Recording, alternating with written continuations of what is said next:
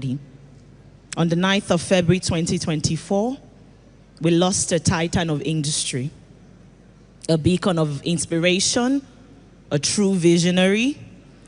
His legacy transcends mere achievements, reaching the very heart of human potential. Herbert Wigwe touched many lives. It was a strong support for all of us at AI in Nigeria. So it's only very imperative and important that we pay him a tribute for a life well spent. As we all in this room reflect on his remarkable journey and celebrate his extraordinary contributions. And to lead us in this tribute, I'd like to invite Olumide Soyombo, Board of Trustee member, Wigwe University.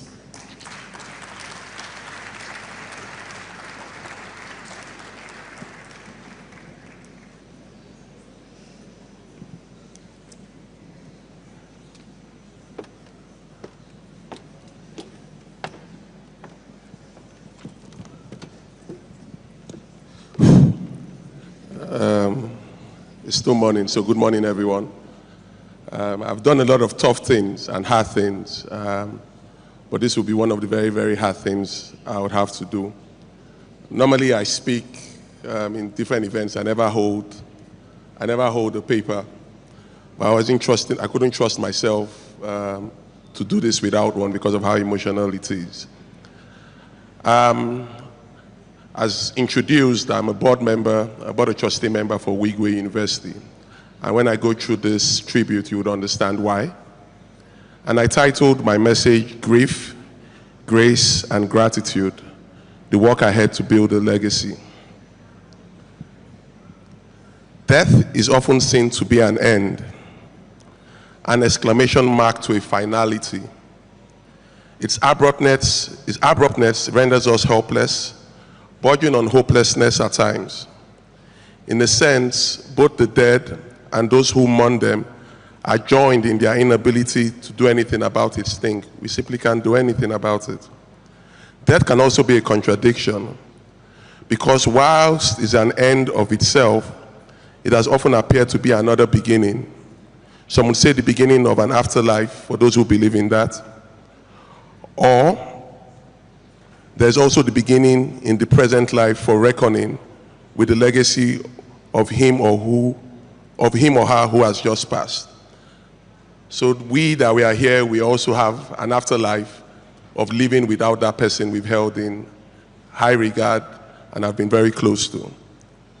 In a way, this reminds me of the story of Alex Shane. Alex had lost his father, Al Shane, to small cell lung cancer. Upon the man's passing, Alex made a promise to honor his dad's commitment to keeping his word. Alex's dad had a sense of duty and sincerity that, according to Alex, meant that his dad always kept his word. According to Alex, if his dad said he would, he absolutely would. In honor of his dad, Alex started the Because I Said I Would organization, an organization that has gone on to touch lives all around the world, primarily using a card that says, "Because I said I would," on it. The death of a man who was known to keep his promise gave life to a new movement of people committed to keeping theirs. Here again, death had given birth to life. Alex Shane's story reflects my sense of understanding of the passing of Herbert Wigwe. First, it was the gripping hold of grief. A pain you feel more in your spirit than you could feel in any pain on your body. Whilst the grief remains, his shadows continue to recede, giving way to my reflection of the man that was Herbert Wigwe. You see, I met Herbert before I met him. This is not the sense of knowing someone from afar before meeting them. If you know my story, you would know that the company I've gone ahead to build as a data and AI company started out at Access Bank. So if I say now that the bank had a huge role in who I am today, it will not be a bias influenced by the present context. Access Bank was where it all started for me. I don't think there will be any blue chip and my story with Kazim without the house that was built by Herbert and his partner and brother, Aigboje Agimokwede. The existence of Access Bank and the opportunities that Herbert and I gave us presented the place to meet and the platform to build. Blue Chip Technologies has gone on to execute a lot of projects for the bank as a systems integrator. When I worked at Access Bank, and all the time they served as a blue chip client, I never got to meet Herbert. Our paths never crossed as we dealt with other executives in the space. Herbert obviously knew about my company because obviously approved my payments and invoices. However, we didn't have any close interaction. That changed when Yvonne Victor Olomu connected us.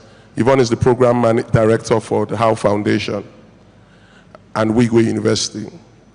She introduced us on the back of a recommendation that I should join the Board of Trustees for Wigwe University because he was trying to put a board that would carry the vision of what he was trying to build in different areas, especially building for the fourth industrial revolution. I told him about my passion for education and how I thought enabling talents could transform Africa.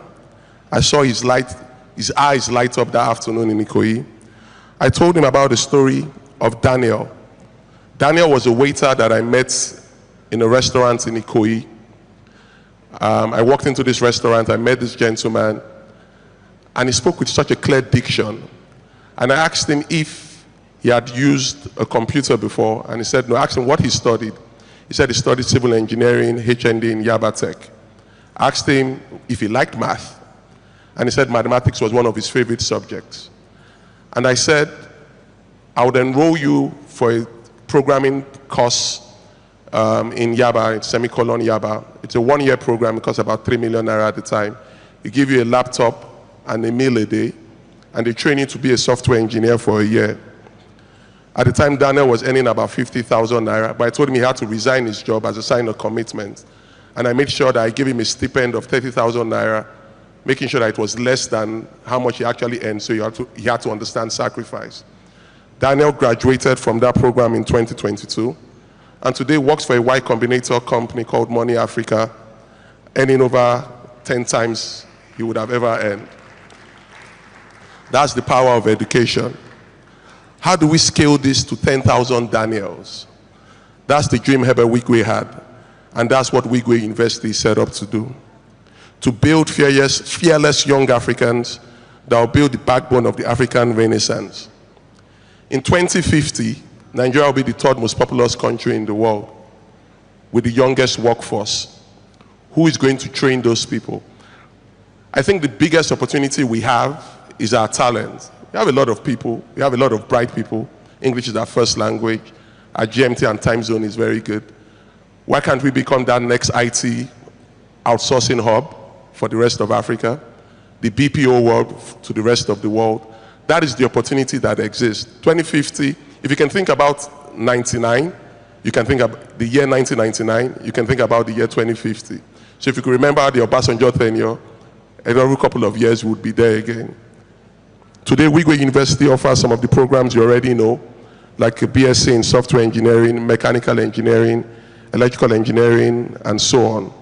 But then it goes on to offer BSc in niche and future areas, like a BSc in cybersecurity, data science, a BSc in financial technology, fintech, and forensic science.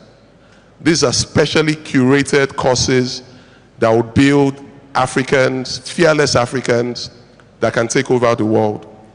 You see, people ask why Wigwe University and why did this man have to build this legacy? He could simply choose not to, right? That was the easier thing to do. Take your money, enjoy your money, and not build. But he had the passion to build because he saw the passion and he had the dream for Africa. He also believed that there's something about Nigeria that gives you that grit. I went to school in Nigeria first before I went abroad for a master's. There's still something about that Nigerian grit that you can't match anywhere. You can get your fancy degrees in any of the Ivy League schools, but when you come back to Nigeria and the police stops you on the road or EFCC carries you, it's the person you went to university in Nigeria that you call. And those are where the connections that are made. Those are the grit, that's the grit that is required. The toughness that is required to build here. How do we put that into students in Nigeria and give them the same world-class education that they could have gotten anywhere. After my encounter with Herbert then, we started this big brother and young brother relationship. When I requested that he should write the foreword to my book, he did not just agree to do it, he was clearly glad to do it. I sent him the early drafts and he read everything. A few days before the launch, he requested that I send the full manuscript to him. I told him I'll do one better, I'll send the whole book, and I did. Hours later, I sent him a message asking him if he had started reading the book and if he was enjoying the book. His response was with evidence. He sent me a picture of him in a plane returning from Kano on his jet, and he was reading the book. He finished it within 24 hours, and a day before we presented it on the 12th of September, I didn't know this at the time. I thought since he had not really had time to read the book, having read it in bits and pieces, he was only going to read his foreword. It was extraordinary enough that he was attending the event for me. Who was I kidding? Herbert delivered an inspiring speech built around the intersections of his story and mine as written in my book. He was particular about the mirror image that he and I reflected in myself and Kazim's partnership. I was amazed. Herbert had not just read the book, he had internalized it. He went on to speak on so many details, picking each person's name out, reflecting on my college experience in Ibadan and that of his. Here I could see how his ability to prepare for different things had gotten him to where he got to. His knack for excellence, for something seemingly simple as giving the chairman's speech. He had come with such in-depth commitment and preparation. The other thing he did that day was to make sure everybody knew I was his guy. After the event, I paid him a visit at home. We spoke about the speech, partnerships, experiences that we had in common around our stories. We discussed investments. He joked and he said, Olumide, the investments you do are still $20,000, $30,000. The investments I'm starting to do now, I have to take a Bible when I go into those meetings because they are serious investment plays. For Herbert, it's the same effort for big things, so why bother yourself with small things? He was very passionate about what Wigwe University was going to be and the role we all had to play in building it. He flew us down one Saturday to spend the whole day at the university. The size of the project physically and the enormity of his vision was just outstanding. Wigwe University is probably sitting on the size of the whole Victoria Island. Think about that for a second. It reflects Herbert's vision for Africa. It's big or it's not big. It's the same effort to do it big or small, so why not do it big, he would say. He would say that the university made him understand how drug dealers felt because of the obsession he had with getting things right. This, for me, is the legacy we need to carry on in building, in showing that the things that can be built in Africa will continue to reflect his legacy. I missed my grave. I find some reprieve in the words of Thornton Wilder, an American novelist, who once said, "The highest tribute to the dead is not grief, but gratitude." With grief, you are left with no choice. You are held in its grip, whether you let yourself go or not, it's there. In many ways, it would always be there. But with gratitude, it's a choice I have made. Grief is inevitable. Gratitude is a choice. It's a decision I've made. I'm thankful for the grace to have shared a passion for dreaming big, like Herbert did, and a relentless desire to touch lives. And Frank did say, regret is stronger than gratitude. So I'm glad that my gratitude for the legacy that Herbert left behind does not have to compete with any regrets of what could have been.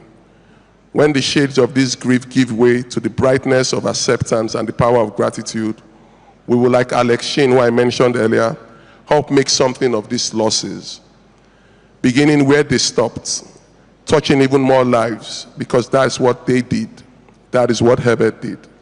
So here again, we make their death another beginning, and that beginning is Wigwe University. So please join us to build the next generation of fearless Africans. Thank you.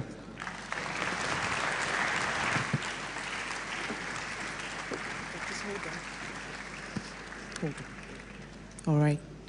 Ladies and gentlemen, can we please rise as we observe a minute silence?